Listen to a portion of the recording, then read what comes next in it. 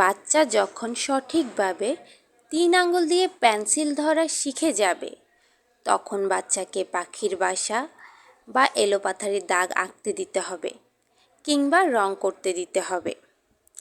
তারপর তাকে দিতে হবে একটি ডট, যাতে সেই ডটটা দেখে তার আই কন্টাক্ট বাড়াতে পারে এবং ডটের উপর ডট দিতে পারে। একটা ডট দিতে পারলে তাকে 2টা ডট মিল করতে দিন, তবে ডটের দূরত্ব অল্প হবে যাতে বাচ্চা সহজেই ডট মিল করতে পারে। প্রথম দিকে হয়তো বাচ্চা ডট মিল করতে পারবে না, তখন তাকে ফুল সাপোর্ট দিতে হবে। তার পিছনে বসে বাম হাত খাতার উপর রেখে ডান হাতের কবজি ধরে ডট মিল করিয়ে দিবেন। এইভাবে 3 থেকে 4 দিন বাচ্চাকে সাপোর্ট দিলে বাচ্চা সহজেই ডট মিল করা শিখে যাবে। তারপর বিভিন্ন অ্যাঙ্গেলে 2টি ডট দিয়ে কাজ করাতে পারেন।